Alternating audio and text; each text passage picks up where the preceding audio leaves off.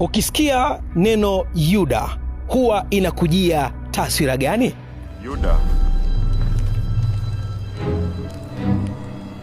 wamsaliti mwana wa Adamu kwa kumbusu.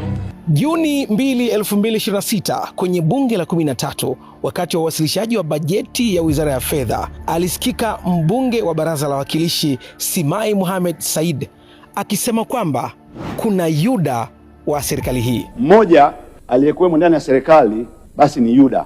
Yuda huyu amesaliti ndugu zake, hata ile familia ambayo ilimlea kisiasa hawataki kumwona huyu Yuda. Hata huko nyuma amewahi kutajwa ni mzigo, lakini leo mzigo huu tunao ndani ya serikali. Mbunge huyu alienda mbali zaidi na kusema kwamba Yuda huyu amekuwa akizunguka kwenye makanisa mbalimbali kwa ajili ya kutaka huruma. Lakini Yuda tumeanza kumwona anaibuka katika nyumba za ibada kutafuta huruma za wananchi na watu mbalimbali. Leo anapita akitaka kutuaminisha sisi kwamba Rais Magufuli alimpenda sana yeye Yuda. Kama alimpenda kweli, mbona alimrusha huko nje ya dunia, huko alitupwa? Tukiwa katika maswali yasiyokuwa na majibu na sintofahamu miongoni mwa raia, anajitokeza kada wa Chama cha Mapinduzi Comrade Kazungu B Kazungu, anayejiita mwanzilishi wa Bunge la Sauti za Raia Tanzania, akitolea ufafanuzi wake. Waziri wa utalii kule Zanzibar na hoja zake za kutatanisha anakuja kumkashifu na kumkosea heshima makamu wa rais wa Jamhuri ya Muungano wa Tanzania. Sisi kama vijana tunaotetea heshima za viongozi wetu hatuwezi kukubali.